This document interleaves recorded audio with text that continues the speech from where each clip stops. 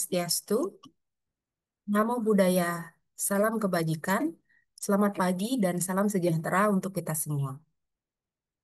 Yang terhormat Bapak Raffles Ginting, SEMAK selaku Ketua Umum IJMA, yang terhormat Profesor Dr. Ananta Wikrama Tunggaatmaja, SEAK MSI selaku narasumber, yang terhormat Ibu Dr. Niputu Yuria Mendra, SEMSI AK selaku moderator, serta seluruh hadirin yang telah hadir di ruang Zoom pada pagi hari ini.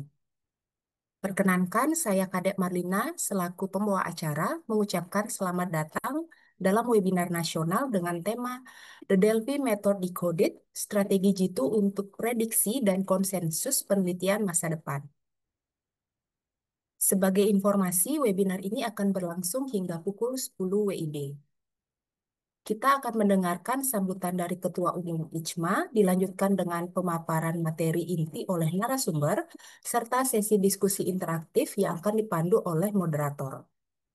Di akhir acara, peserta akan diminta untuk mengisi presensi dan evaluasi yang juga menjadi syarat untuk mengikuti door prize dalam rangka Dies Natalis IJMA yang keempat. Baiklah, untuk membuka acara secara resmi, mari kita bersama-sama menyanyikan lagu kebangsaan Indonesia Raya. Kepada operator, kami persilakan.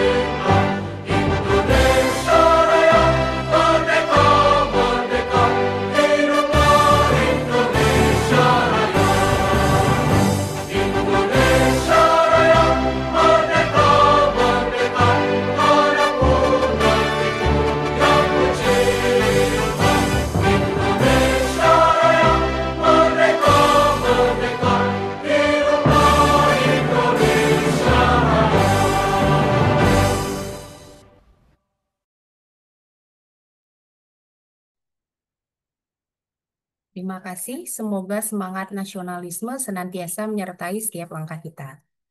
Agar acara ini berjalan dengan lancar dan membawa keberkahan, marilah kita bersama-sama berdoa menurut keyakinan masing-masing. Doa akan dipandu oleh Bapak Mu Syahrul Ramadan SEMAK. Kepada Bapak Syahrul, kami persilakan.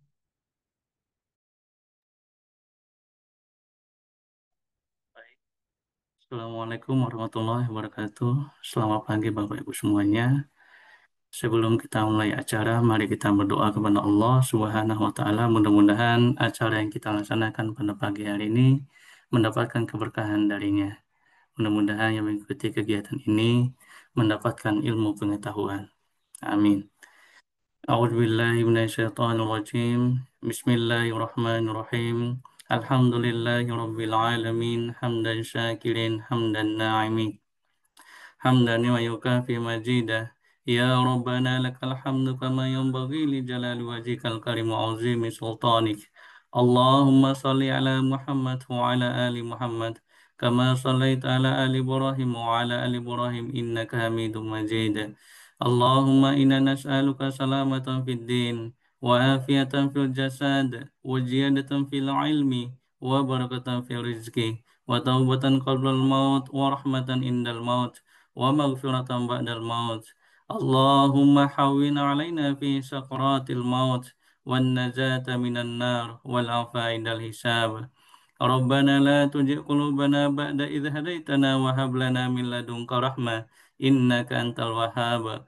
ربنا لا تؤاخذنا إن نسينا أو أخطأنا. ربنا ولا تحمل علينا إصرا كما حملته على الذين من قبلنا. ربنا ولا تحملنا ما لا طاقة لنا به. واعف عنا واغفر لنا وارحمنا أنت مولانا فانصرنا على القوم الكافرين. اللهم إنا نسألك علما نافعا ورزقا طيبا وعملا متقبلا. اللهم فقهني في الدين وعلمني التأويل. اللهم فقهني في الدين وعلمني التأويل. ربنا ظلمنا أنفسنا وإن لم تغفر لنا وترحمنا لنكونن من الخاسرين. ربنا آتنا في الدنيا حسنة وفي الآخرة حسنة وقنا عذاب النار. سبحان ربك رب العزة عما يصفون والسلام على المرسلين والحمد لله رب العالمين. والسلام عليكم ورحمة الله وبركاته.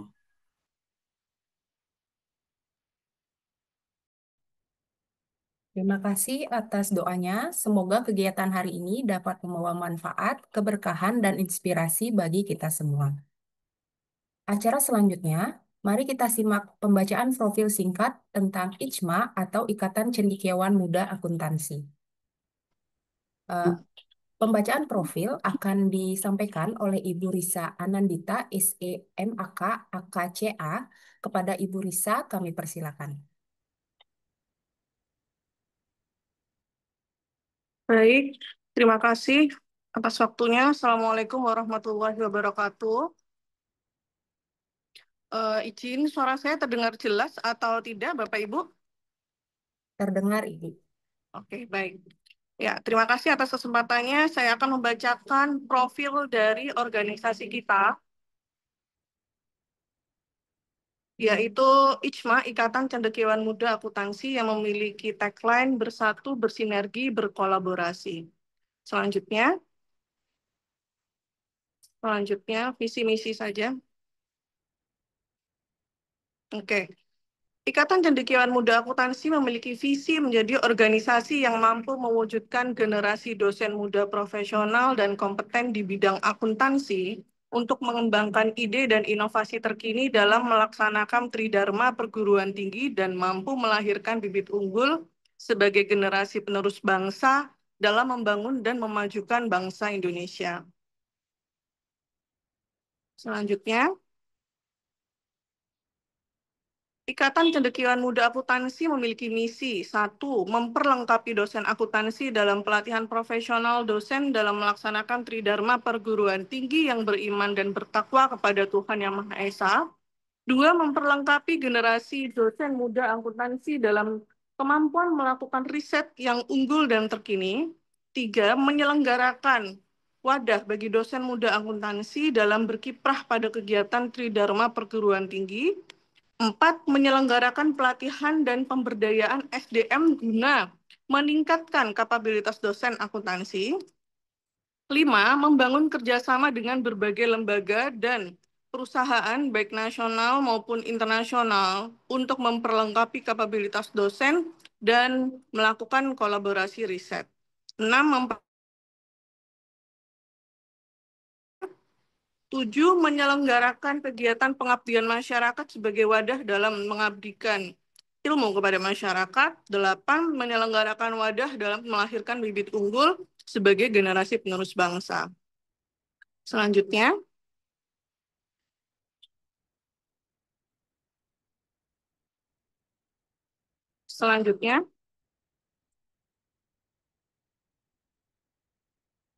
oke, baik. Untuk struktur Badan Pengurus Harian ICMA periode 2025 hingga 2027, Ketua Umum ICMA kita adalah Bapak Raffles Ginting, SEMAK. Ada Wakil Ketua yaitu Bapak Yanuar Nugroho, Sekretaris Umum Ibu Veronika Ananta, Sekretaris Eksekutif Bapak Agustinus Winoto, Sekretaris 1 Ibu Bunga Maharani, Sekretaris 2 Bapak Gede Teguh, Sekretaris 3 Bapak Tri Joko, Bendahara Ibu Vera, dan Wakil Bendahara Ibu Ayu Umniana. Selanjutnya,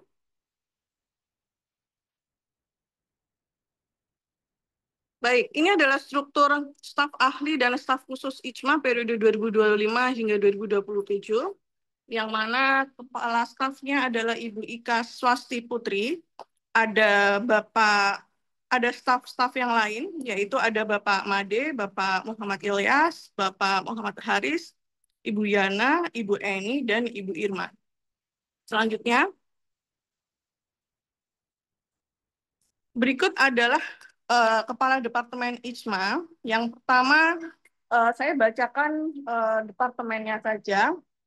Ada Departemen Penelitian dan Inovasi, ada Departemen Pendidikan, Pembelajaran, dan Kurikulum, Departemen Pengabdian kepada Masyarakat, Departemen Keanggotaan, Departemen Penalaran dan Keilmuan, Departemen Humas dan Kerjasama Antar Lembaga, Departemen Studi Lanjut, Departemen Literasi dan Publikasi Ilmiah, Departemen Mitra Usaha dan Ekonomi Kreatif, Departemen Jurnal, Departemen Sosial, Departemen Media dan Komunikasi TI, Departemen Penulisan dan Penerbitan Buku, Departemen Pengembangan Karir dan Keahlian, Departemen Organisasi, Kelembagaan, dan SDM, Departemen Urusan Internasional dan Luar Negeri, serta bidang kategorial kewilayahan. Selanjutnya,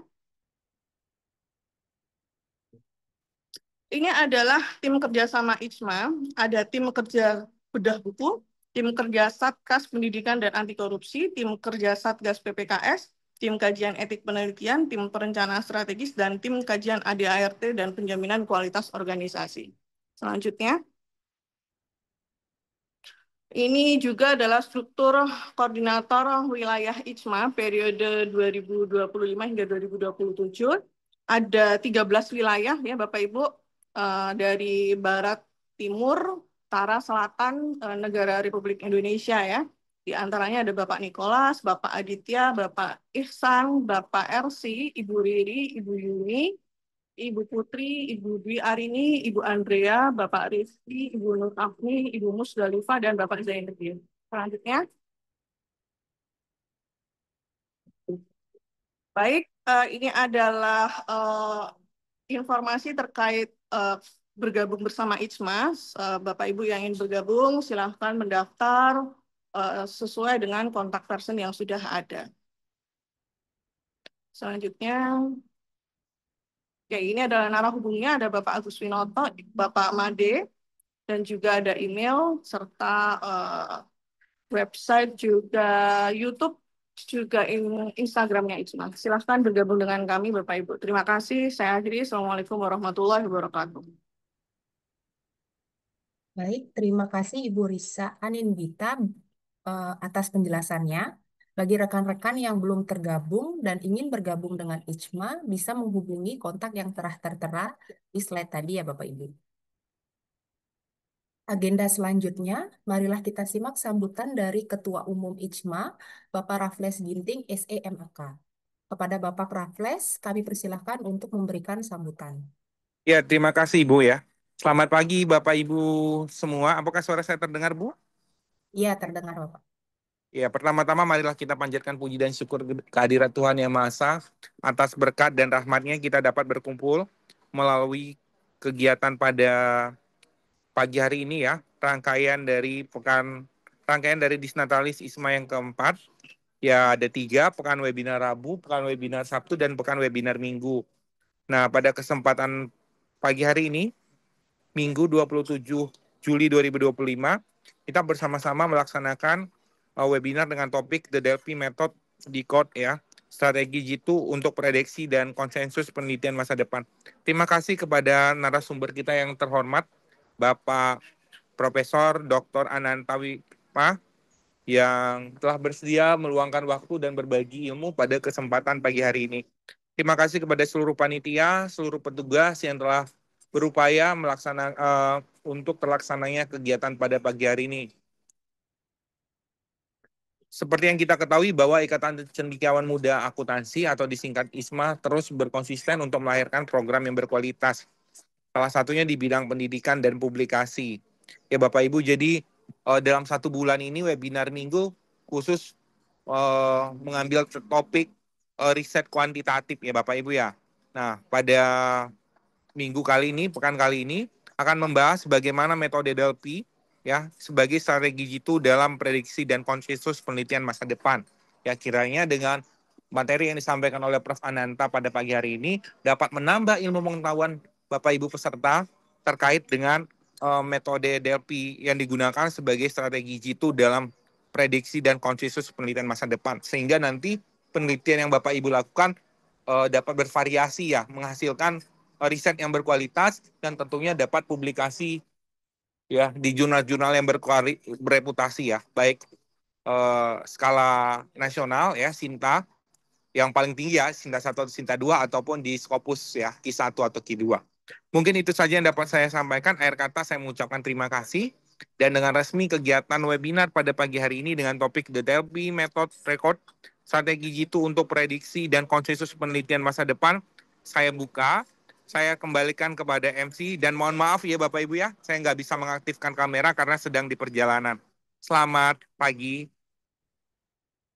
Baik, terima kasih Bapak Raffles atas sambutannya. Sebelum memasuki rangkaian utama, mari kita abadikan momen kebersamaan ini dengan sesi foto bersama. Pada seluruh peserta dimohon untuk mengaktifkan kameranya. Untuk operator dipersilahkan memandu foto bersama ini.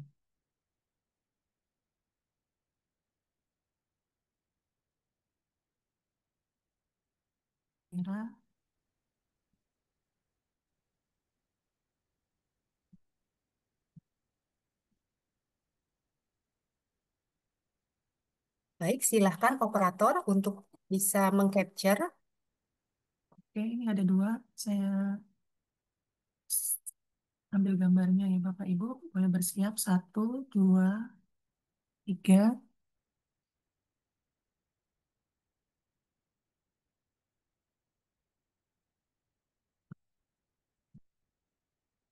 Ya, 1 slide lagi.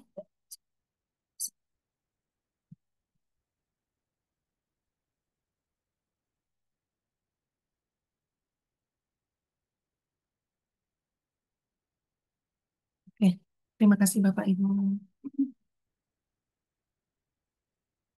Baik, terima kasih operator. Bapak Ibu yang kami hormati, kita memasuki segmen Warta IJMA yang mengusung semangat bersatu, bersinergi, dan berkolaborasi. Namun sebelumnya izinkan saya share screen untuk slide Warta IJMA.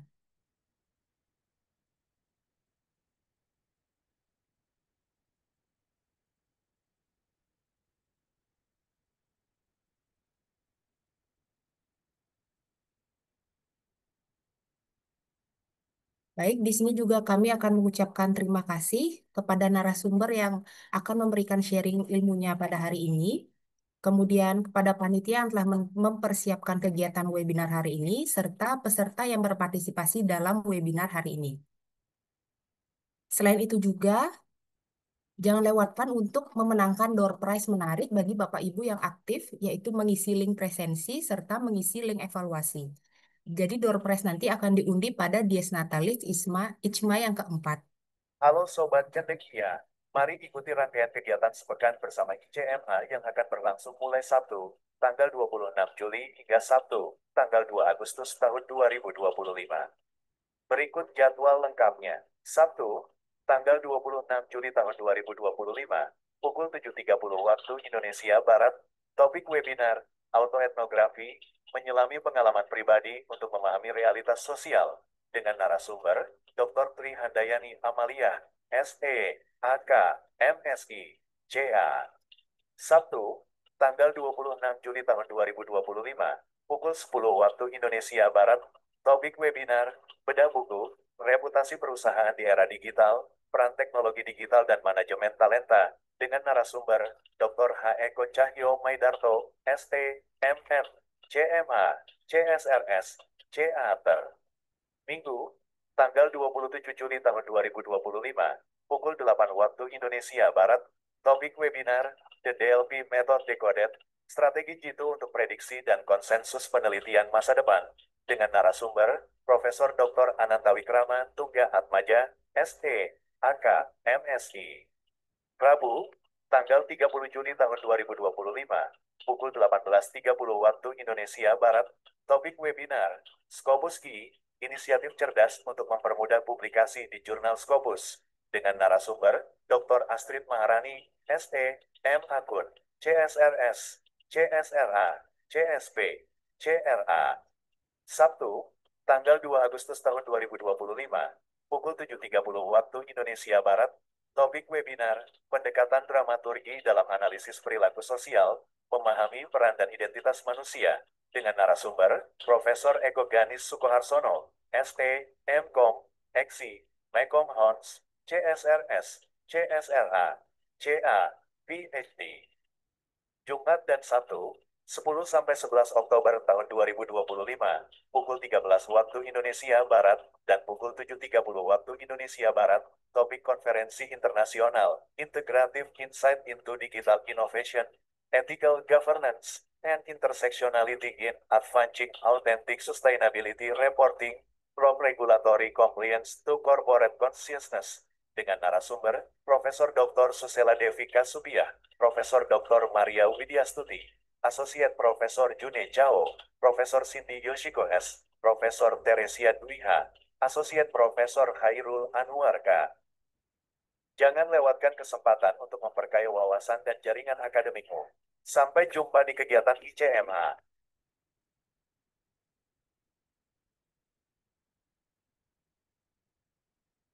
Baik, demikian warta Ijma yang dapat kami sampaikan. Semoga informasi tadi dapat menambah wawasan serta semangat kolaborasi kita ke depan. Baik, acara selanjutnya, sebelum kita mendengarkan materi inti hari ini, izinkan saya memperkenalkan moderator kita, yaitu Ibu Dr. Niputu Yuria Mendra, SEMSI AK. Beliau adalah seorang dosen di Universitas Saraswati Denpasar dengan keahlian di bidang akuntansi keuangan dan perpajakan. Pendidikan S1, S2, dan S3 beliau ditempuh di Universitas Udayana. Ibu Yuria juga aktif dalam berbagai penelitian dan pengabdian masyarakat, khususnya terkait bidang UMKM, pajak, dan akuntansi keberlanjutan. Beliau juga telah menulis banyak artikel ilmiah, baik di jurnal nasional maupun internasional. Mari kita sambut moderator kita pada pagi hari ini, Ibu Dr. Niputu Yuria Mendra, SE MSI AK. Kepada Ibu Yuria, waktu dan tempat kami persilakan. Terima kasih Ibu Kade Marlina selaku MC pada pagi hari ini. Sebelum saya mulai, izinkan saya mengucapkan salam. Assalamualaikum warahmatullahi wabarakatuh. Om Swastiastu. Salam sejahtera untuk kita semua. Salam Namo Buddhaya. Yang terhormat Ketua Umum IJMA, Bapak Raffles Ginting SEMAK. Yang saya hormati narasumber pada pagi hari ini, yaitu Profesor Dr. Ananta Wikrama, Tunggal Atmaja, SE AKMSI, dan hadirin peserta webinar pada pagi hari ini dengan topik The Delphi Method Decode, Strategi Jitu untuk Prediksi dan Konsensus Penelitian Masa Depan. Adapun hari ini saya akan membacakan CV moderator terlebih dahulu sebelum nanti narasumber pada pagi hari ini akan mempresentasikan materinya. Silakan untuk CV narasumber.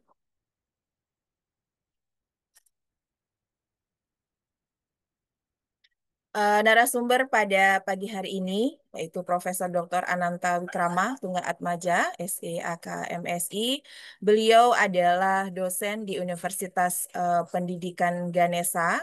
Nah, beliau lahir di Tabanan pada tanggal 1 Februari 1977. Adapun riwayat pendidikan Profesor Dr. Ananta, yaitu menempuh pendidikan sarjana pada tahun 2001, itu di Universitas Udayana. Kemudian menempuh pendidikan magister, itu pada tahun 2006, itu di Universitas Airlangga. Dan menempuh pendidikan doktor pada tahun 2012, yaitu di Universitas Brawijaya. Adapun publikasi artikel untuk jurnal, Nah, itu beliau melakukan atau publikasi jurnal di Australian Accounting Business and Finance Journal, kemudian ada di International Journal of Research and Innovation in Social Science, dan Journal of Asian Finance, Economic and Business. Selain publikasi artikel, beliau juga telah menerbitkan buku dan mengajar sejumlah mata kuliah baik di S1 akuntansi, S1 dan S2 akuntansi di Universitas Pendidikan Ganesha, serta mengajar juga di program Magister S2 Ilmu Agama dan Kebudayaan Staf Empuk Tuturan. Demikianlah CV narasumber kita pada pagi hari ini, dan kita sambut Profesor Dr. Ananta Wikrama, Tunggal Atmaja SE AKMSI. Selamat pagi, Prof. Ananta. Selamat pagi, Dek Yuria. Senang bertemu kembali, Prof. Masih ingat Ye, dengan saya, Prof? ye, dulu di Udayana ya. Kebetulan Prof selaku penguji akademik saya pada saat ujian terbuka. Oh ya, ya, Senang ye, bertemu kembali, Prof. ye, Ananta. ya, selamat deh ya, ye, Untuk waktu dan tempat, saya persilakan, Prof. ye. Om Swastiastu, Assalamualaikum warahmatullahi wabarakatuh. Salam sejahtera untuk kita semua ya. Jadi terima kasih atas kesempatan yang diberikan oleh Ijma ini kali yang kesekian saya hadir di sini. Jadi dengan hadir di sini saya selalu merasa muda gitu ya. Ya, jadi ada bahkan beberapa junior saya yang aktif juga di Ijma. Nah, ini merupakan sebuah organisasi yang bagi saya sangat penting ya ketika kita ingin mengembangkan bidang keilmuan kita gitu. Jadi saya ingat dulu ketika saya pertama kali jadi dosen itu sekitar di tahun 2001, itu perkembangan teknologi itu tidak tidak seperti sekarang gitu ya. Sehingga untuk berkomunikasi antar dosen itu bisa dikatakan ya tidak pernah kita lakukan gitu. Jadi kita berkembang sendiri-sendiri, hanya berbasiskan pada teman-teman di prodi gitu. Nah, setelah kemudian kita melanjutkan studi, baru kemudian kita bisa berkumpul dan sharing dengan teman-teman di berbagai perguruan tinggi. Nah, tentu saja itu juga tidak optimal ya waktu itu karena perkembangan teknologi tidak seperti sekarang.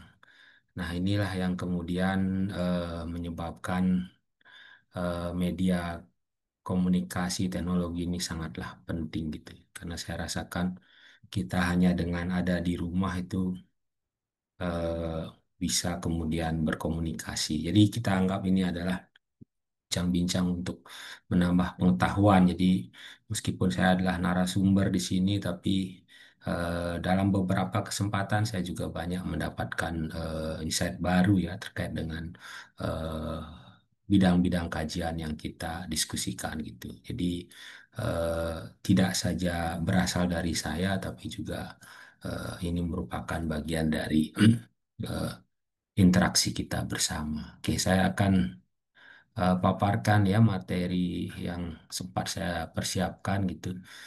Jadi saya minta maaf kalau eh, kadangkala respon dari panitia itu lamban saya eh, jawab gitu. Kemudian dimintain CV juga masih yang lama gitu karena emang beberapa kesibukan yang harus saya kerjakan gitu. Tapi eh, kalau hadir gitu, terutama daring ya, saya akan selalu upayakan sepanjang tidak ada hal yang kemudian sangat urgent yang harus saya lakukan gitu. Oke, nah mana dia?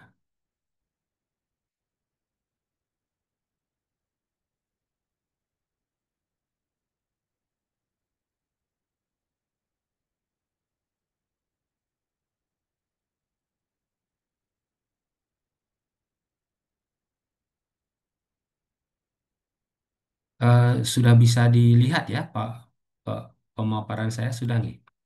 Sudah, Prof, cuman belum full. Oke, ya. Nah, oke. Nah, metode Delphi. Hmm, sebenarnya ini eh, ya bukan sesuatu yang benar-benar baru ya di bidang kajian di antropologi gitu misalnya. Ini sudah sering kali dilakukan gitu. Jadi eh, kurang tepat juga kalau kita sampaikan bahwa ini adalah sebuah metode yang benar-benar baru gitu. Tapi memang ini bisa memberikan sebuah warna tersendiri bagi riset, terutama dalam riset kualitatif gitu. Nah, itu jadi metode Delphi ini menarik karena dia memiliki beberapa karakteristik yang berbeda yang mungkin dapat membuat kita mendapatkan pemahaman yang lebih mendalam akan sebuah topik riset nantinya gitu. Nah, kebetulan saya memang melaksanakan riset kualitatif itu sejak pertama kali saya eh, menjadi dosen ya, terutama riset-riset kualitatif yang bercorak atau ya bersifat memiliki kajian antropologis gitu. Jadi ini sebenarnya sesuatu yang sudah lama dikenal, tapi memang karena beberapa hal gitu menjadi eh, bisa jadi jarang untuk dilakukan gitu. Nah, itulah bisa jadi menjadi dimensi atau pemahaman baru tentang aspek kebaruan tadi gitu. Oke. Nah, dalam diskusi kita kali ini kita akan bicara tentang apa itu metode Delphi gitu ya. Kemudian mengapa dipilih? Nanti juga kita akan bandingkan dengan FGD gitu ya, Focus Group Discussion yang juga memiliki beberapa kemiripan gitu. Tapi ada juga perbedaan mendasarnya. Kemudian bagaimana teknis pelaksanaannya? Nah, teknis pelaksanaan ini adalah sesuatu yang sifatnya umum. Karena sebagaimana halnya FGD, eh, metode Delphi metode ini juga juga memiliki fleksibilitas dalam pelaksanaan gitu. Nah, sehingga apa yang akan saya sampaikan adalah teknis umum yang bisa nanti menjadi panduan kita gitu. Kemudian saya ingin menarik sedikit ke ke filsafat gitu. Bagaimana kita hubungkan Delphi itu dengan filsafat konstruktivisme gitu. Nah, ini selalu saya upayakan untuk lakukan gitu ketika kita mau memahami teknik atau metode penelitian di bidang akuntansi. Karena kebetulan saya juga mengajar metodologi penelitian di S1 dan S2. Nah, itu jadi eh, kita seringkali melihat eh, teknik penelitian itu hanya sebatas aspek sekuensial teknikal gitu ya. Nah, metode itu dianggap sebagai sesuatu yang sifatnya teknis saja gitu. Padahal sebenarnya eh, metodologi itu sebaiknya gitu kita tarik ke aspek yang lebih filosofis gitu, ke dimensi yang lebih filosofis. Kenapa? Karena kalau kita bisa melihat eh, segala sesuatu eh, tahapan-tahapan dalam penelitian itu secara filosofis, kita akan mendapatkan pemahaman yang lebih mendalam gitu tentang teknis penelitian yang kita lakukan. Plus ketika ada kondisi-kondisi tertentu yang tidak sesuai dengan metode yang sudah kita rancang gitu, kita kita bisa lakukan modifikasi yang secara filosofis itu bisa diterima gitu. Nah, ini terutama eh, bisa kita lakukan dalam penelitian-penelitian kualitatif ya yang memang eh, sangat terbuka gitu dari aspek modifikasi-modifikasi tadi gitu. Oke. Nah, ini saya ambilkan dari sebuah buku ya tentang apa itu Delphi itu dari bukunya Lidstone dan Turov. Itu eh, a method of structuring a group communication process gitu. Jadi sebenarnya ini sebuah media komunikasi, proses komunikasi gitu. Nah, jadi siapa pesertanya gitu? A group of individual yang kemudian berusaha untuk mencari jawaban atas problem yang kompleks gitu. Nah, ini strategi sebenarnya, strategi berkomunikasi atau metode berkomunikasi gitu ya, eh, yang dalam hal ini melibatkan tim pakar gitu. Nah, inilah nanti yang membedakan antara DLV dengan focus group discussion itu sendiri. Nah, mengapa itu dipilih kan demikian ya? Nah, ini juga menjadi sebuah eh, hal yang penting gitu. Masalah itu tidak semata-mata dapat dipecahkan secara analitis sehingga perlu mengakomodir pendapat ahli secara sistematis gitu. Ini yang penting karena seringkali permasalahan itu bisa jadi sedemikian kompleks gitu ya atau baru sehingga kemudian tidak tidak bisa kemudian secara langsung dianalisis dengan metode-metode yang telah ada sebelumnya. Kemudian yang kedua, pertemuan para ahli ini aspek teknis ya. Pertemuan para ahli ini eh, secara langsung tidak efektif dan atau tidak mungkin untuk dilakukan gitu.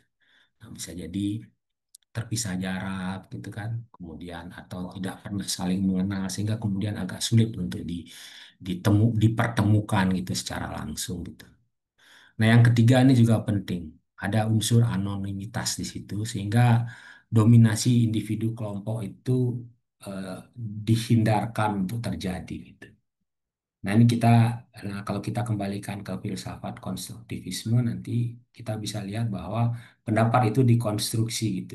Setiap pendapat itu penting kan demikian. Nah, itu. Jadi ketika kita bicara pendapat para ahli gitu, eh, kita harapkan tidak ada dominasi antar ahli di situ gitu. Nah, ini yang menjadi hal yang penting.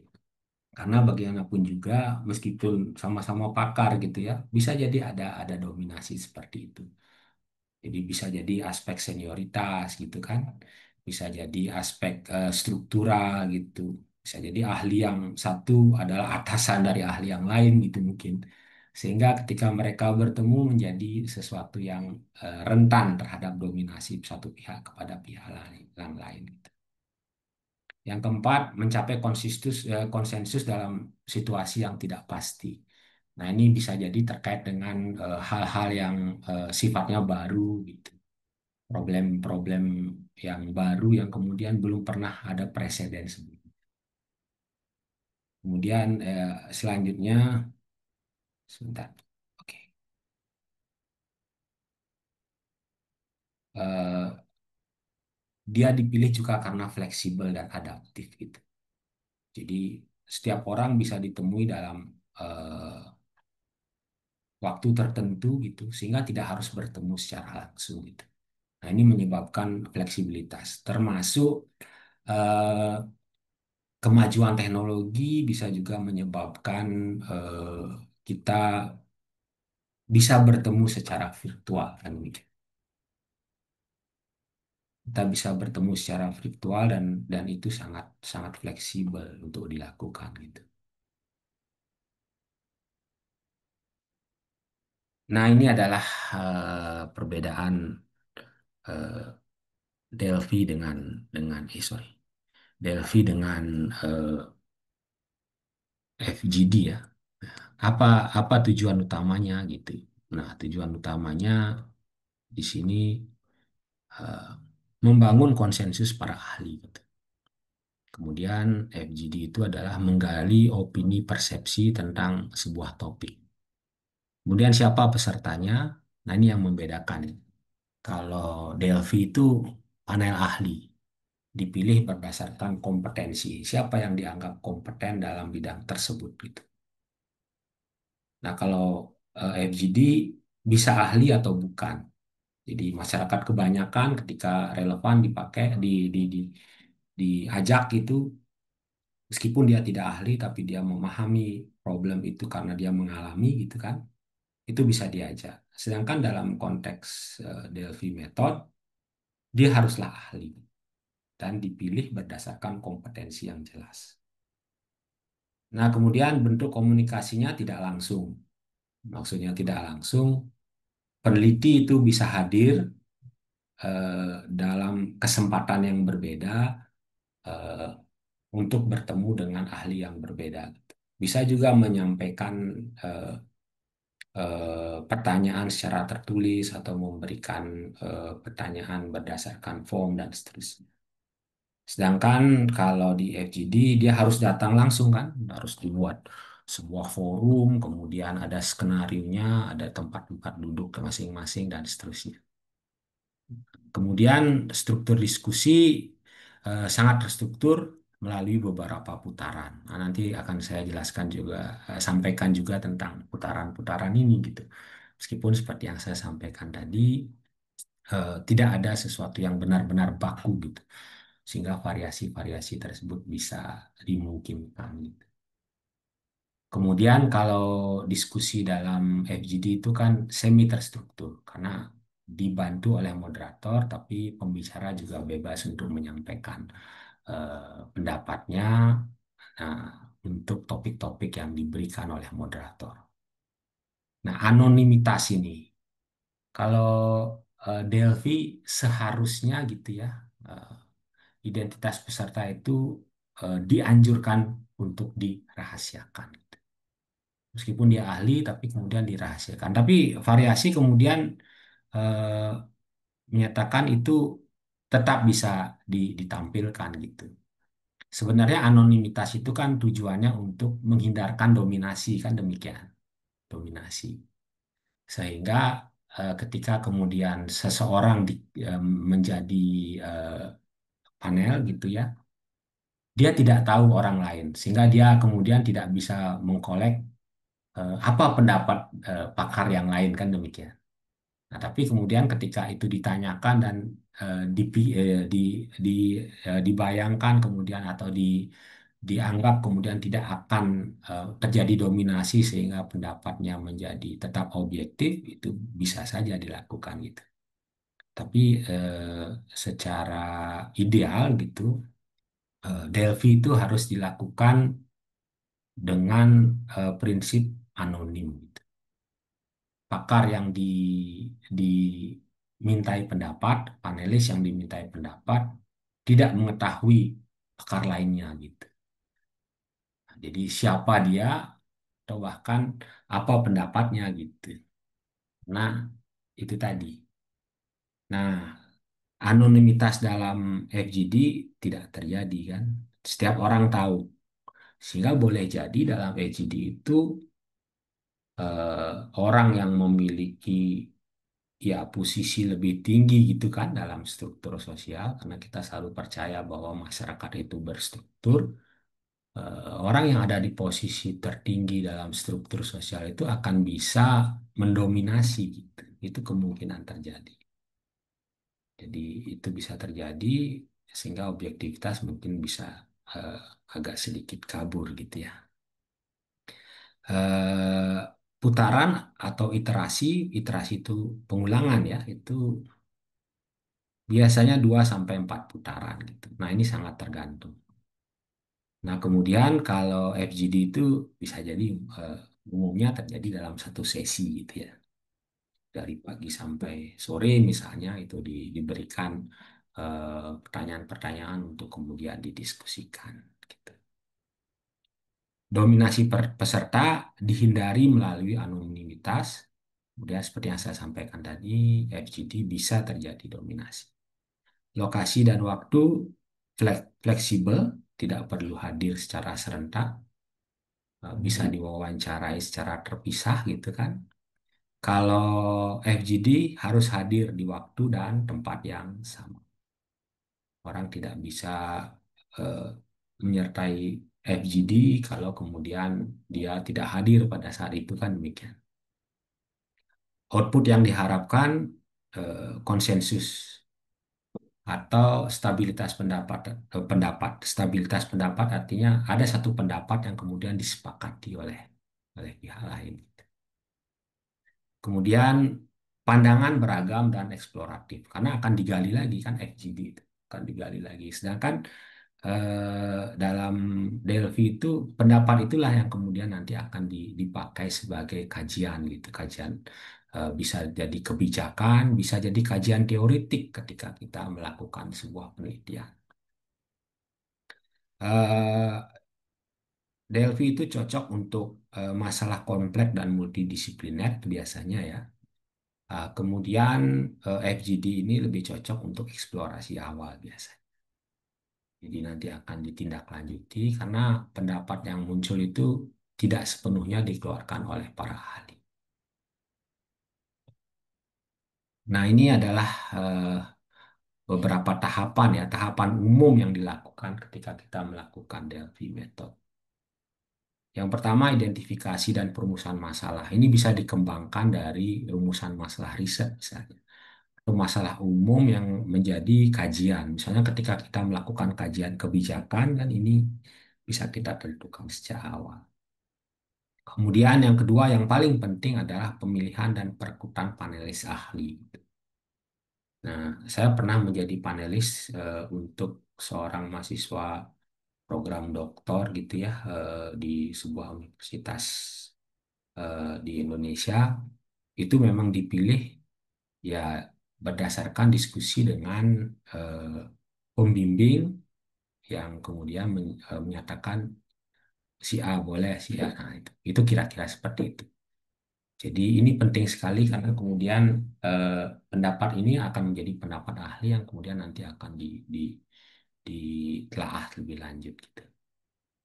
Kemudian desain dan distribusi kuesioner putaran pertama. Nah, ini bisa dilakukan seperti yang saya sampaikan tadi, ini bisa dilakukan dengan wawancara langsung gitu kan. Atau kemudian menyebarkan kuesioner eh, yang kemudian nanti diisi gitu. Nah, ini sangat penting kan sebagai putaran pertama. Jadi putaran pertama bertujuan untuk menyusun kerangka makna bersama yang kemudian jawaban-jawaban ini akan terus distabilkan pada putaran-putaran selanjutnya. Setelah itu kita dapatkan dari putaran pertama, kita lakukan analisis data dan penyusunan umpan balik. Umpan balik itu diperlukan dalam putaran kedua ini. Karena putaran kedua ini ahli itu bisa melakukan revisi pendapat gitu ya. Jadi putaran kedua eh, konstruksi itu sudah mulai kelihatan kan gitu ya. Jadi konstruksi pengetahuan bersama terhadap sebuah eh, fenomena itu sudah mulai terasa. Bagaimana pendidikan misalnya gitu ya, bagaimana pendidikan di tahun 2030 dengan jika dikaitkan dengan kemajuan artificial intelligence gitu misalnya, yang yang misalnya terjadi ya. Eh, Kalau itu dilakukan, maka pada putaran pertama kita sudah susun pertanyaan-pertanyaannya. Nah, kemudian pendapatnya ketika berbeda atau tidak selaras, itu kemudian di, diselaraskan, dikonstruksikan bersama dalam putaran-putaran selanjutnya. Jadi melalui umpan balik, itu kemudian dilakukan revisi reflektif ya. Jadi panelis itu diajak membandingkan posisi mereka dengan kelompok. Jadi posisi mereka dengan pendapat-pendapat ahli sebelumnya. Ketika dia berbeda misalnya disampaikan. Tapi harapannya anonimitas itu tetap tetap terjaga gitu. Oh, Bapak bilang A misalnya, AI akan berdampak buruk gitu misalnya kan. Tapi mayoritas mengatakan bahwa dengan berbagai variasi yang itu berdampak positif, itu disampaikan gitu. Nah, tapi kemudian siapa yang berpendapat itu harapannya tetap anonim kan demikian. Agar mereka yang memiliki pendapat yang berbeda ini kemudian bisa tetap mempertahankan pendapatnya dengan argumen-argumen tertentu. Nah, itu. Jadi eh, tujuan akhirnya gitu ya adalah untuk pemahaman kolektif. Nah, itu yang paling penting. Nah, sehingga ini yang menyebabkan metode Delphi metode ini harus dilakukan secara berulang sebenarnya. Jadi sampai ada pemahaman kolektif, reflektif yang dapat dipertanggungjawabkan. Nah, ini yang menarik gitu. Jadi eh, putaran-putaran itu terus harus dilakukan sehingga ada pemahaman kolektif yang sama. Nah, disinilah peran peneliti untuk ya sebagai pihak yang kemudian mencari titik temu itu. Tapi sekali lagi, kembali lagi, mereka harus tetap anonim gitu seharusnya. Jadi tidak boleh mereka saling mengetahui gitu. Agar tidak tidak terjadi orang kemudian menerima pendapat yang lain karena gitu kan, karena dia eh, merasa yang berpendapat itu lebih senior gitu dan seterusnya. Nah, sehingga putaran itu terus dilakukan gitu. Nah, jika diperlukan. Tapi bayangannya, harapannya gitu ya, ada satu titik temu gitu. Karena apa yang disampaikan itu kan pasti kemudian memiliki kajian akademik yang yang kemudian bisa diterima oleh pihak lain. Nah, jika kemudian bisa berbeda gitu ya, nah ini kemudian landasan eh, logika akademiknya juga harus disampaikan gitu. Nah, sehingga disinilah kemudian fungsi putaran ketujuh itu, sorry tahapan ketujuh. Jadi analisis final dan penyimpulan gitu. Didapat sebuah pemahaman kolektif yang sama, kemudian menjadi simpulan yang kemudian menjadi hasil dari eh, metode ini gitu. Nah, sehingga eh, ini kemudian berujung pada pelaporan dan diseminasi dari metode Delphi. Gitu. Selanjutnya, bagaimana kita kaitkan ini dengan filsafat konstruktivisme gitu ya? Nah, yang pertama, filsafat konstruktivisme itu memiliki asumsi bahwa pengetahuan adalah hasil konstruksi individu yang dibentuk melalui pengalaman. Mereka yang kita sebut ahli adalah orang yang memiliki latar belakang pendidikan, keterampilan sesuai bidang yang kita kaji kan demikian, juga pengalaman. Pengalaman apa? Riset kan begitu. Makanya kita harus paham betul siapa orang yang meskipun dia memiliki latar keilmuan yang sama gitu, kita perlu lihat risetnya gitu. Apakah dia kemudian sering mengkaji bidang-bidang kajian yang kemudian kita teliti kan demikian. Nah, konstruksi kognitif individu itu dibentuk melalui pendidikan, pelatihan, dan itu tadi pengalaman. Nah, jadi ini merupakan sesuatu yang penting karena pengetahuan itu adalah konstruk gitu ya. Jadi apapun yang kita pahami di dunia ini sebenarnya konstruksi gitu. Sehingga itu dalam konteks sosial gitu, pengetahuan itu dibentuk melalui dialog, negosiasi, dan interpretasi antar individu. Nah, disinilah yang kemudian menyebabkan kalau dalam filsafat konstruktivisme itu tidak ada sebuah kebenaran yang objektif gitu. Jadi kita harus melakukan konstruksi kebenaran gitu secara kolektif gitu. Jadi orang-orang kemudian perlu diajak untuk mengkonstruksi pengetahuan itu. Mereka yang kita anggap pakar. Nah, kalau kita tarik ke ke sini gitu ya, maka sebenarnya ini metode Delphi ini formalisasi sebenarnya dari filsafat konstruktivisme tadi itu. Jadi kita mengakui bahwa tidak ada kebenaran yang sifatnya objektif, kita harus cari dalam sebuah konsensus, kemudian eh, konsensus itu harus dicapai tanpa adanya tadi dominasi orang-orang tertentu kan demikian. Nah, inilah yang kemudian menyebabkan putaran-putaran itu diupayakan anonim sifatnya gitu. Jadi orang-orang tidak kemudian tahu siapa yang menjadi panel dan seterusnya. Jadi kalau kita lihat bagaimana nilai-nilai konstruktivisme itu dalam Delphi, proses kan ya, penekanan pada proses.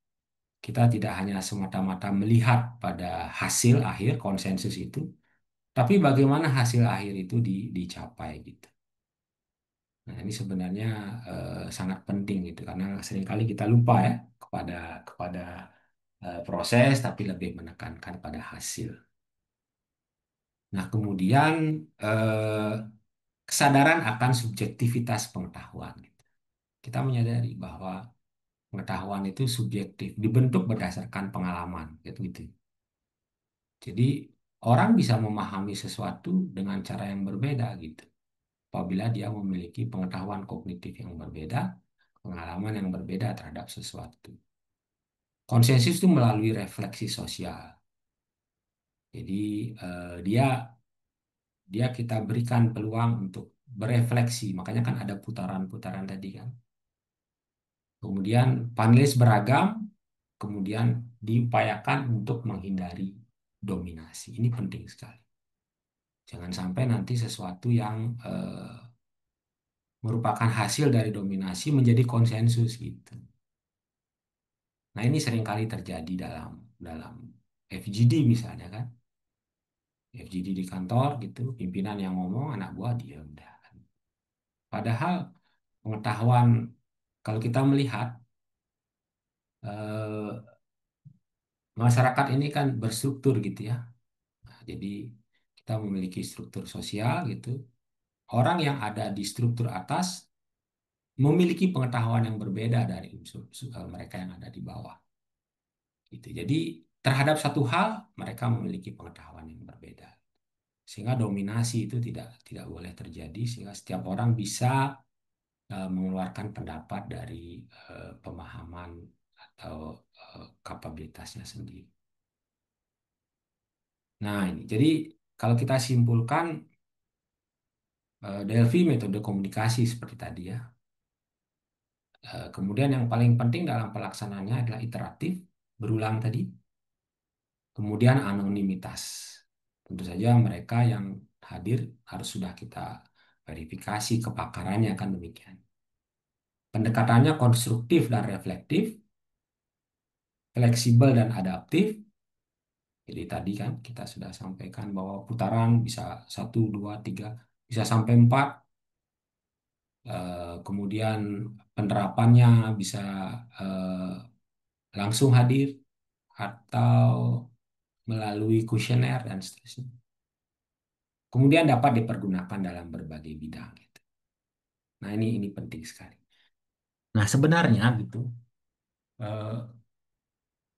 Delphi itu cocok untuk sesuatu yang sangat baru gitu ya, sesuatu yang benar-benar baru. Tapi Delphi ini sebenarnya kalau pendapat saya dan pengalaman saya pribadi, konstruk pengetahuan itu bisa kita buat eh, dengan melakukan kajian pustaka yang mendalam gitu. Ini selalu saya tekankan kepada mahasiswa saya ya. Bagaimana cara menjawab pertanyaan penelitian ini?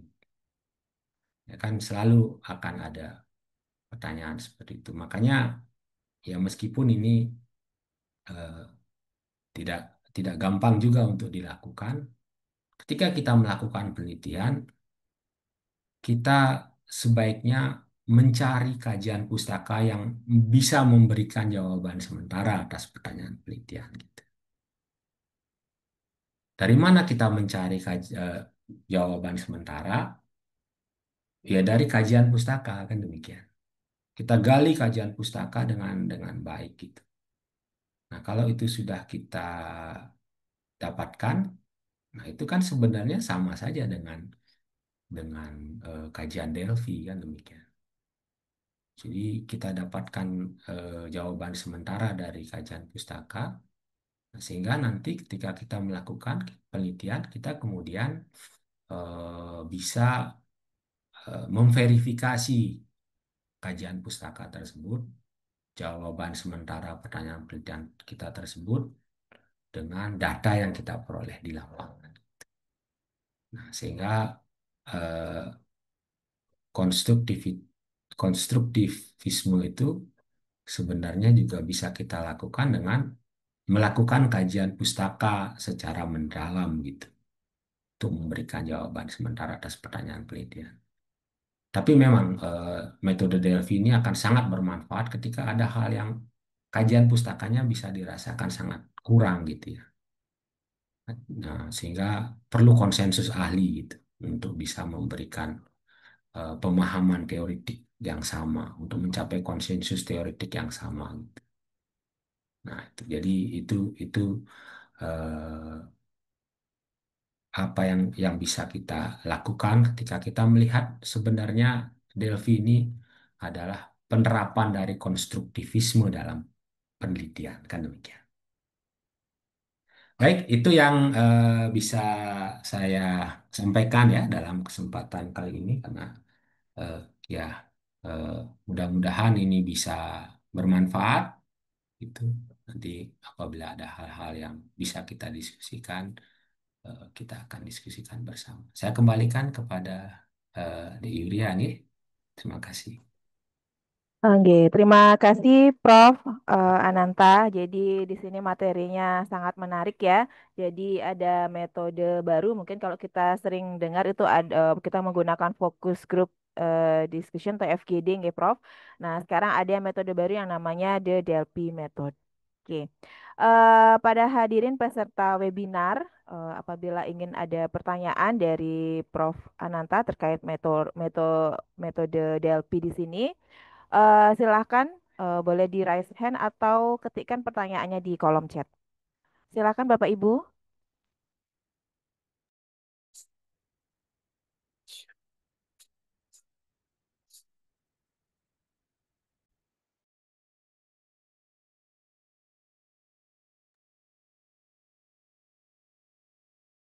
Silakan Bapak Ibu.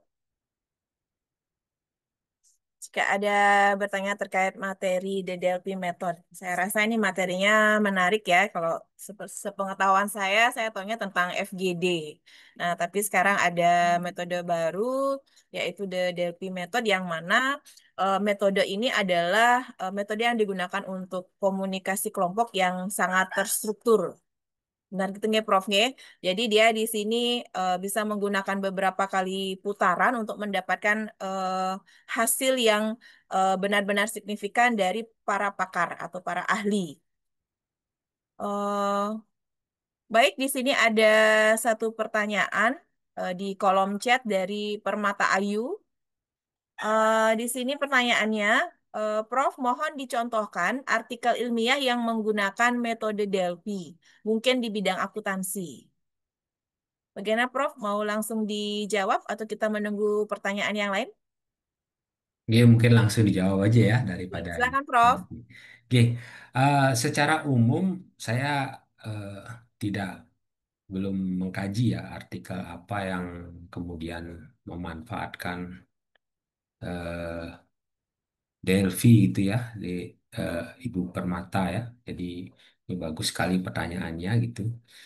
Eh, Kalau kita bicara tentang artikel apa gitu, saya tidak bisa sampaikan dengan pasti karena selama ini yang saya pahami adalah Delphi ini dipakai sebagai salah satu metode dalam pengumpulan data gitu, data atau kajian pustaka. Seperti yang saya sampaikan tadi, ketika saya dijadikan panelis dalam dalam riset doktoral mahasiswa itu, dia mengkaji tentang pembentukan standar akuntansi eh, di Bali gitu. Jadi bagaimana eh, Bali itu memiliki eh, standar eh, pembentukan standar gitu ya.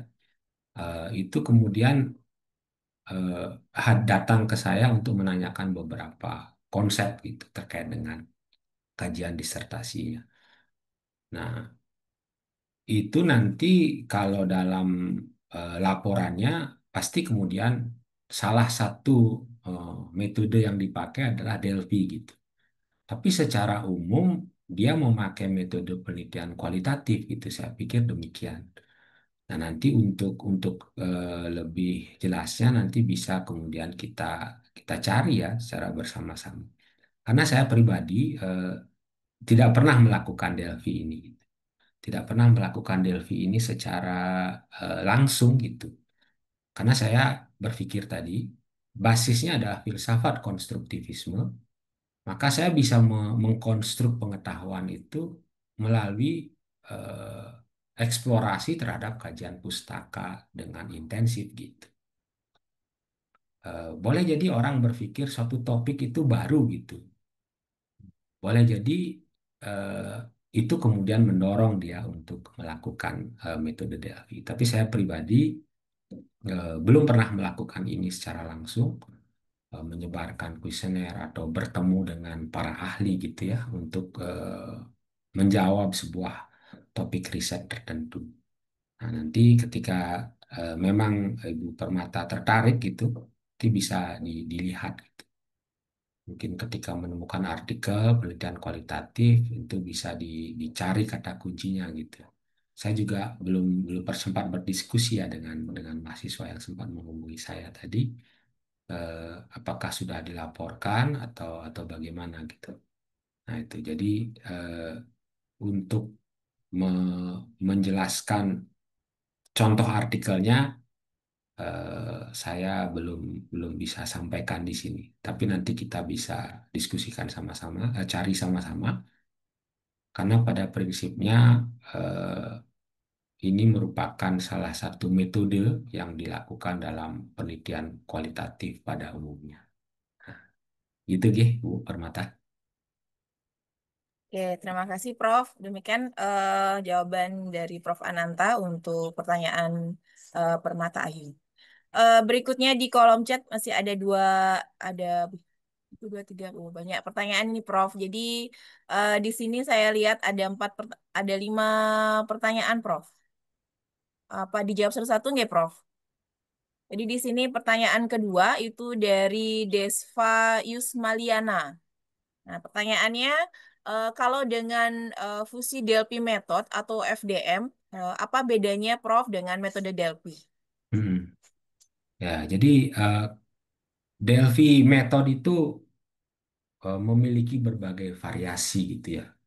Jadi proses eh, seperti yang saya sampaikan tadi, ketika kita bicara putaran gitu kan, putaran itu bisa disesuaikan dengan kondisi gitu.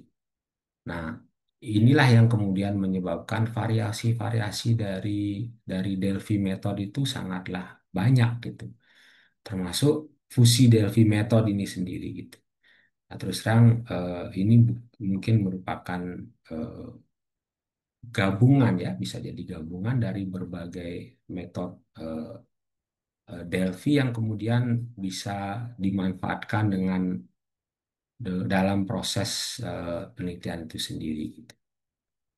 Jadi saya seperti yang saya sampaikan tadi, secara prinsip Delphi method itu berusaha untuk menemukan konsensus gitu atas sebuah problem yang kemudian kita sampaikan kepada panel ahli gitu.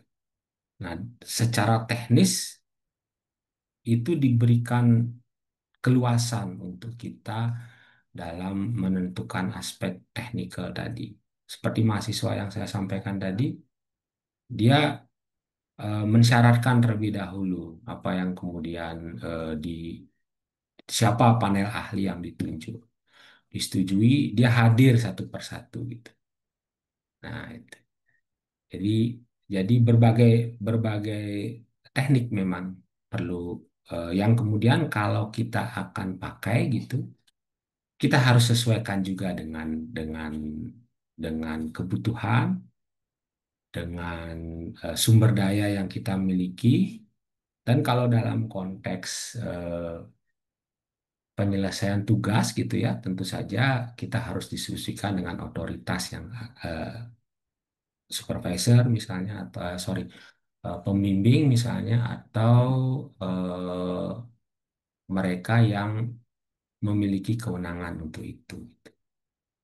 Nah, kalau bicara tentang kebermanfaatan, seperti yang saya sampaikan tadi, ini bisa dilakukan di hampir semua bidang ilmu sebenarnya. Bahkan ini juga bisa dilakukan untuk membahas topik-topik yang menjadi problem saat ini. Seperti tadi pendidikan dan artificial intelligence misalnya, atau kajian tentang kondisi politik misalnya. Nah, itu bisa bisa dipakai. Kayak saya sampaikan tadi, eh, Delphi ini bisa dipakai untuk semua semua problem gitu. Jadi eh, dengan kajian yang bersifat multidisiplin gitu. Nah, kemudian eh, kalau kita bicara tren ya, Delphi ini ada ada kendala yang kemudian bisa menyebabkan, kalau bagi saya pribadi ya, ketika melakukan penelitian kualitatif itu, kendala adalah mengumpulkan para ahli itu tadi. Kemudian bagaimana kita bisa berdiskusi dengan baik dengan mereka gitu.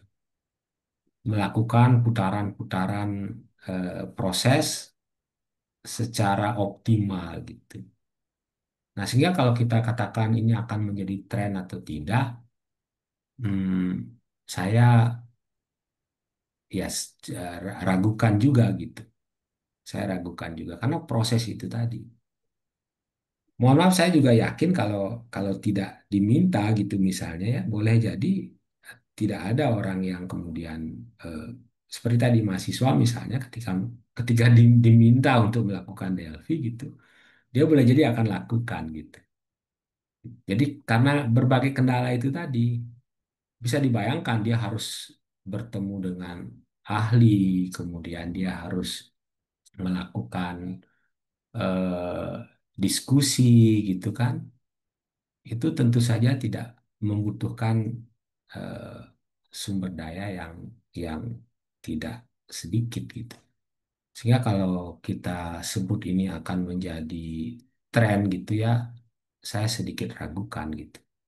Karena sebenarnya kita bisa, kalau kita berpegang pada konstruktivisme ya, kita bisa mengkonstruk pengetahuan itu berdasarkan kajian pustaka sebenarnya. Ya. Kecuali untuk hal-hal yang benar-benar baru gitu. Tapi dalam konteks kita, eh, ya mungkin kebaruan itu karena boleh jadi kita belum belum banyak melakukan kajian bisa jadi terhadap kepustakaan yang kemudian sudah ada gitu.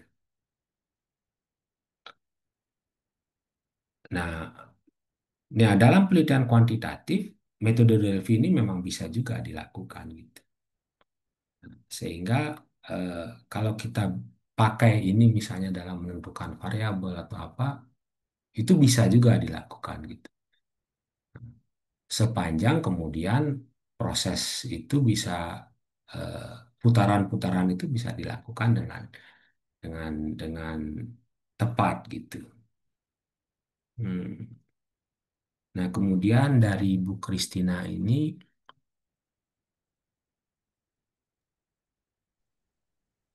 ya, kalau dalam proses ya, ketika kita bicara proses Delphi itu, di setiap tahapan itu kita bisa lakukan modifikasi sesuai dengan eh, eh, kondisi kita di lapangan gitu.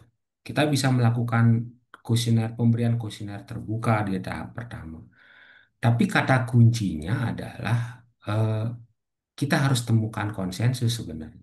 Yang harus kita pegang adalah kita harus ketemukan konsensus gitu. Nah, kemudian apabila dicampur dengan FGD, maka eh, prinsip awal dari dari Delphi ini bisa jadi tidak terpenuhi kan demikian. Karena unsur anonimitas itu adalah sesuatu yang sangat penting kalau kita baca dalam metode ini. Jadi eh, kalau kita kemudian lanjutkan dengan Delphi, sorry dengan FGD, maka unsur anonimitas ini pasti akan hilang kan. Nah, kemudian yang eh, Dari ya, Alvin, Prof. Alvin Yang ya, Alvin Rohman itu sudah terjawab langsung ya. Dari ya, Alvin, menjelaskan oke. eh, Oke, nah ini. Jadi kalau Pak Alvin ini menarik sebenarnya. Apa sih yang disebut objektif itu kan demikian. Nah, ketika kita bicara objektif itu, kalau kita dalam konteks konstruktivisme, pengetahuan itu dibentuk kan demikian. Ketika kita bicara subjektivitas, itu sebenarnya tidak saja berangkat dari eh, pengalaman, pengetahuan, juga keterampilan, latar belakang dan segala hal lain yang membentuk apa yang kita sebut sebagai subjektif itu. Nah, sehingga ketika kita mengkonstruk pengetahuan kan demikian. Nah, kita akan kumpulkan itu semua gitu. Nah, tentu saja kemudian tidak tidak kemudian kita kita eh, telan mentah-mentah gitu kan. Nah, makanya kalau dalam konteks Delphi ini kita akan eh, buat putaran-putaran itu sehingga kemudian kita akan menciptakan sebuah konsensus kan gitu awalnya. Tapi kuncinya adalah kita memahami bahwa kebenaran itu bersifat subjektif. Seperti yang saya sampaikan tadi, subjektivitas itu tidak berarti kemudian bermakna asal gitu. Dalam artian kalau dalam konteks Delphi ini subjektivitas itu bermakna pendapat yang dikeluarkan oleh seseorang yang berbasis pengetahuan, pengalaman, keterampilan. Nah, itu. Nah, pasti itu akan bermakna subjektif. Contoh begini, eh, orang peneliti kualitatif yang memegang teguh, katakanlah dia berada di paradigma interpretif gitu kan, dia akan berbeda pemahamannya kalau dia memiliki atau menganut paradigma kritis misalnya dalam melihat sebuah permasalahan gitu. Kalau orang eh, berparadigma interpretif, dia akan mengejar nilai dan norma yang kemudian bisa dilihat di lokasi penelitian, di fenomena tersebut. Tapi ketika orang berparadigma kritis, begitu masuk, dia langsung skeptis gitu. Nah, itu kan subjektivitas sebenarnya, tapi berbasiskan kepada paradigma kan demikian. Nah, itu. Jadi ketika kita bicara tentang kondisi sehari-hari, itu sebenarnya mirip juga media sosial gitu kan. Nah, apa apa ininya, apa kemudian hikmahnya gitu. Kalau kita memegang teguh ini, kita akan melihat pendapat orang itu secara relatif gitu. Nah, kita tidak akan menjudge seseorang karena kita memahami itu pendapat dia berasal dari latar belakang dia gitu. Demikian juga kita, itu satu. Kedua, kita tidak gampang terombang-ambing gitu. Itu eh, refleksinya. Kalau kita melihat dari kondisi sehari-hari kan demikian. Pertama, kita bisa dengan lebih gampang memahami orang lain. Kedua, kita juga tidak terombang-ambing. Kita paham, oh, orang itu seperti itu, beda dengan kita. Kita tidak akan dengan gampang kemudian ikut-ikutan dengan orang atau menolak pendapat orang begitu saja gitu. Nah, itu yang bisa saya sampaikan kalau kita merefleksikan ini dengan kehidupan sehari-hari.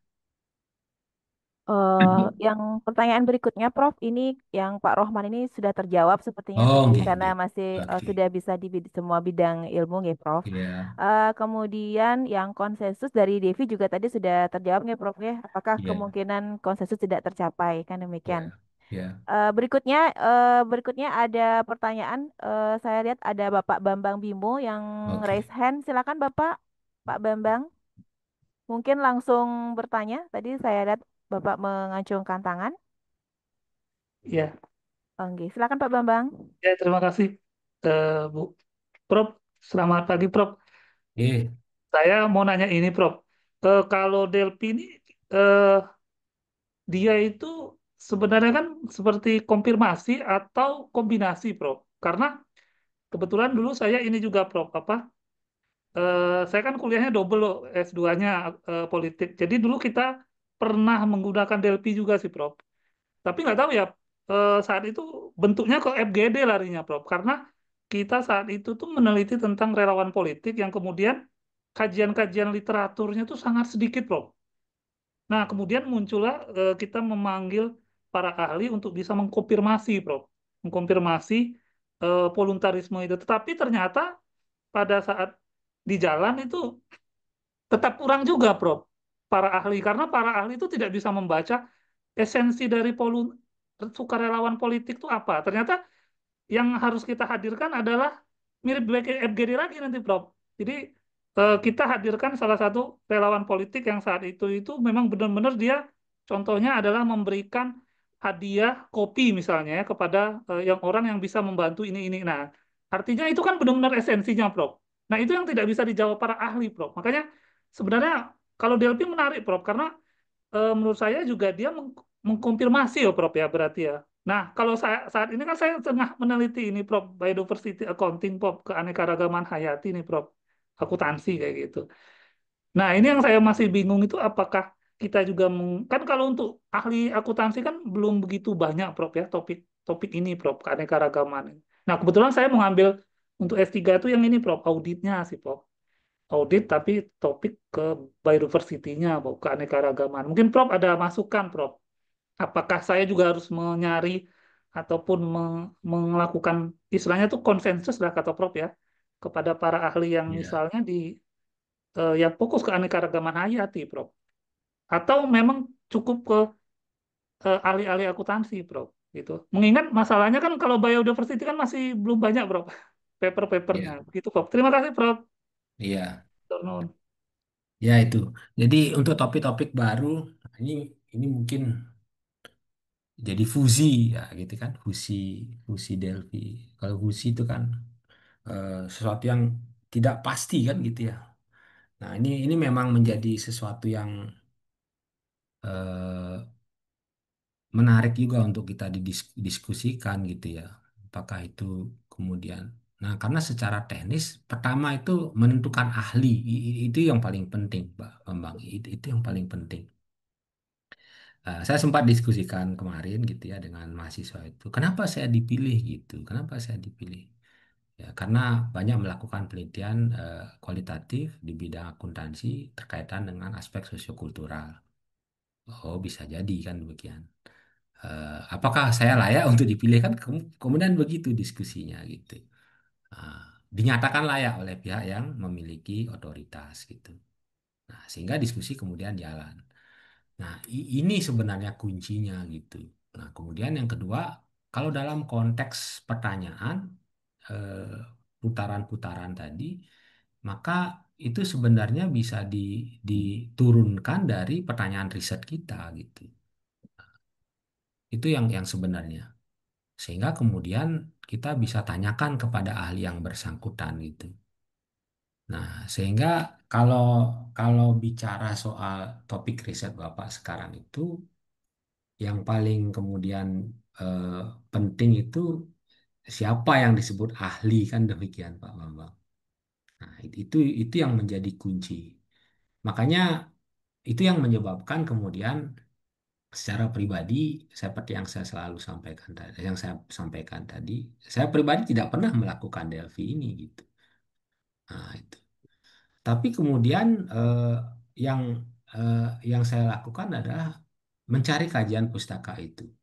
Nah, kalau tidak ada gitu ya, yang biasa saya lakukan adalah melakukan analogi gitu.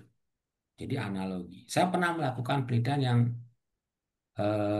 misalnya saya pernah melakukan ini saya sedang melakukan penelitian ini tentang politik identitas gitu. Politik identitas dalam penyusunan standar akuntansi.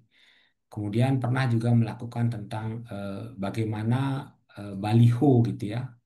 Eh, saya melihat bahwa baliho pertanggungjawaban keuangan itu tidak sekedar laporan keuangan, nah, tapi upaya untuk menunjukkan citra dari pemimpin gitu.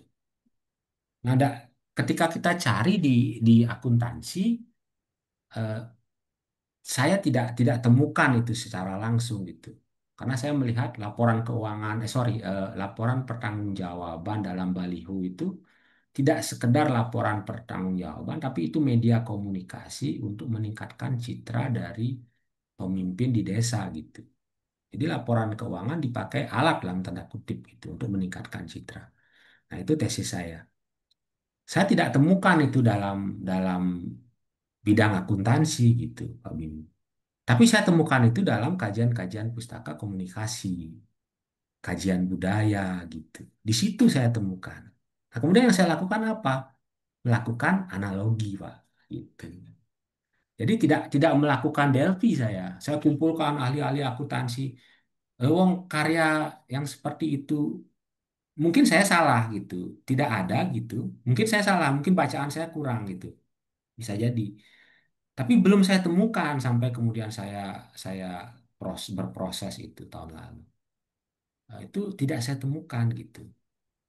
Nah, saya tidak lakukan Delphi, tapi saya lakukan analogi dengan kajian pustaka lain gitu. Di bidang komunikasi, di bidang cultural study, sosiologi media gitu, Pak. Ke sana saya arahnya. Sehingga kemudian saya dapatkan analogi-analogi itu gitu. Politik, ilmu politik juga ada masuk ke situ. Jadi di situ kita mendelpikan gitu ya, mendelpikan karya gitu sebenarnya sih. Nah itu. Jadi saran saya kepada Pak Bambang mungkin seperti itu Pak gitu. Semoga bermanfaat. Terima kasih, Prof. Menarik, Prof. Ih, Bisa. Menurut saya, ini, Prof. Sepakat, tuh, Prof. Mungkin kita bisa analogikan ya, Prof, ya. Iya, Betul-betul. iya. Sepakat, Prof. Ya, saran saya begitu. Gitu. Matur nuwun, Prof. Sami-sami. Oke, berikutnya Prof, ini ada Bapak Tommy Bermana. Silakan Bapak, saya lihat ada Bapak mengacungkan tangan. Pak Tommy. Iya, baik, izin Prof, tanya sedikit Prof. Jadi saya sebenarnya masih awam Prof ya. Jadi saya mau tanya sedikit Prof, kalau penelitian akuntansi untuk sekarang-sekarang ini, akuntansi atau audit, kira-kira yang menarik untuk memakai Delphi itu mungkin yang seperti apa Prof? Topiknya ya Prof yang menarik ya untuk memakai metode Delphi ini ya. Itu yang pertama. Yang kedua, saya mungkin masih awam juga, Prof. Delphi ini sebenarnya kita kan menghimpun konsensus supaya sepakat gitu, Prof. Ya, atau gimana ya? Jadi kalau misalnya para ahli itu tidak sepakat itu gimana, Prof. Ya, itunya. Dan kemudian metode kuantitatif dan kualitatif itu seperti apa ya untuk memakai Delphi ini, Prof. Itu aja, terima kasih. Oke. Nah, metode Delphi ini eh, umum seperti yang didiskusikan oleh Pak Bambang Bimo tadi. Jadi ketika tidak banyak karya yang kemudian bisa kita rujuk terkait dengan topik itu, maka Delphi ini adalah sesuatu yang cukup gitu. Penting untuk dilakukan kan demikian. Kita cari pakar-pakarnya, kemudian kita, nah tentu saja pakar akuntansi dan non akuntansi seperti tadi ketika saya cerita tentang bagaimana saya melakukan penelitian tentang baliho laporan pertanggungjawaban keuangan APBDes itu, saya bisa melakukan Delphi dengan eh, pakar komunikasi misalnya gitu. Karena saya tidak temukan banyak riset tentang itu kan demikian. Jadi kalau ditanya tentang apa yang cocok pakai Delphi, eh, sarannya kepada topik-topik baru gitu, yang secara analitis sulit untuk dilakukan dengan kajian pustaka yang baru itu, yang sudah ada, mohon maaf. Nah, itu cocok untuk pemakaian Delphi. Kemudian konsensus itu harus terus dibangun, Pak. Jadi makanya ada putaran-putaran itu. Nah, sehingga ketika ada ahli yang berbeda, kita upayakan untuk temukan konsensus. Tapi kalau kemudian kedua pendapat itu ternyata tidak berbeda dan saling melengkapi, boleh jadi itu bisa dipakai kan demikian. Nah, itu. Tapi kemudian kalau dalam penelitian kuantitatif, ya dalam tahapan-tahapan misalnya menemukan variabel, indikator-indikator mungkin itu bisa dipakai. Karena penelitian saya jarang memang melakukan penelitian kuantitatif. Nah, kalau dalam penelitian kualitatif seperti yang saya sampaikan tadi. Nah, kemudian eh, bisa juga kemudian diganti seperti saya tadi sampaikan dengan melakukan kajian pustaka, kemudian membangun analogi. Nah, jadi dalam konteks penelitian kualitatif terutama ya, Delphi itu adalah salah satu metode yang kita pakai dalam memecahkan masalah gitu. Dalam hal ini menemukan kajian pustaka yang bagi saya sangat penting. Kajian pustaka dalam artian konsep teoritik yang kemudian kita bisa pakai dalam penelitian gitu. Nah, nanti kan ujung-ujungnya pendapat para ahli itu kan bukan data juga dia. Karena data itu kita peroleh dari lapangan kan gitu. Kalau dalam penelitian kualitatif, wawancara, informan, eh, studi dokumentasi, observasi kan demikian. Sehingga dalam konteks penelitian kualitatif, sebenarnya Delphi ini kita pakai untuk menyusun kajian pustaka sebenarnya. Kalau pemahaman saya. Karena kan juga dia tidak bisa dianalisis, karena dia bukan orang yang mengetahui langsung terhadap, bukan informan juga mereka. Nah, itu. Nah, jadi demikian Pak Tommy. Jadi apa yang cocok bagi saya adalah topik-topik yang baru, mungkin, yang kemudian tidak banyak diteliti sebelumnya, sehingga kita memerlukan konsensus ahli yang kemudian bisa kita manfaatkan untuk menyusun kajian pustaka yang kemudian kita bisa pakai dalam penelitian tersebut. Oke, demikian ya. Eh, saya kembalikan ke Uda. Terima kasih, Prof. Ini kebetulan ada pertanyaan terakhir, Prof, dari Salma. Sepertinya tadi sudah terjawab nggak, Prof, pertanyaannya. Saya ingin bertanya, Prof, konteks Delphi ini apakah bisa digunakan dalam penelitian kualitatif maupun kuantitatif sesuai dengan paradigma masing-masing? Jadi sudah terjawab nggak, Prof? Nggak? Iya. Kemudian apakah ada prasyarat tertentu dari Delphi terhadap kajian literatur, metode penelitian baik kualitatif maupun kuantitatif? Nah, ini juga tadi sepertinya sudah terjawab nggak, Prof? Nggak, pertanyaannya. eh Bagi para Bapak Ibu peserta, di sini di kolom chat sudah ada link presensi ya, link presensi, evaluasi peserta, serta link pendaftaran anggota ITSMA. Prof, di sini ada kebetulan ada masukan dari Christina, nanti minta di-share materi katanya Prof dari Ibu Christina. Iya, baik, baik. Bapak Ibu peserta webinar pada pagi hari ini, apakah ada pertanyaan lagi? Ini sepertinya sudah terjawab semua oleh Prof Ananta, nggih. Silakan Bapak Ibu, saya beri kesempatan masih satu pertanyaan lagi kalau ada.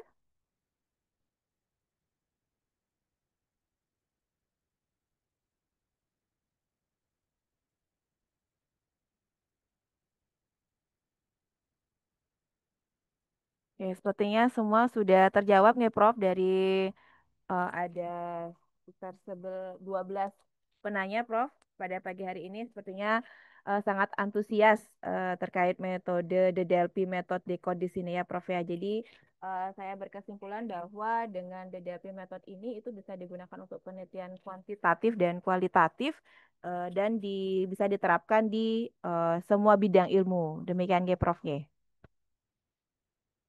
Oke.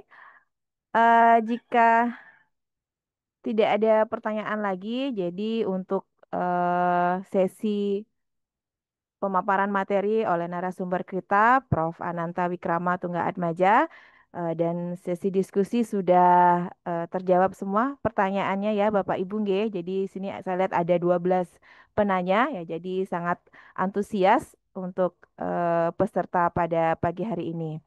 Jadi Bapak Ibu, untuk link presensi dan evaluasi peserta serta pendaftaran anggota ISMA itu sudah ada di kolom chat. Silakan Bapak Ibu mengklik semua link tersebut. Demikianlah webinar pada pagi hari ini, Bapak Ibu. Jadi untuk waktu dan tempat saya kembalikan ke MC. Silakan Bu Kadek Marlina.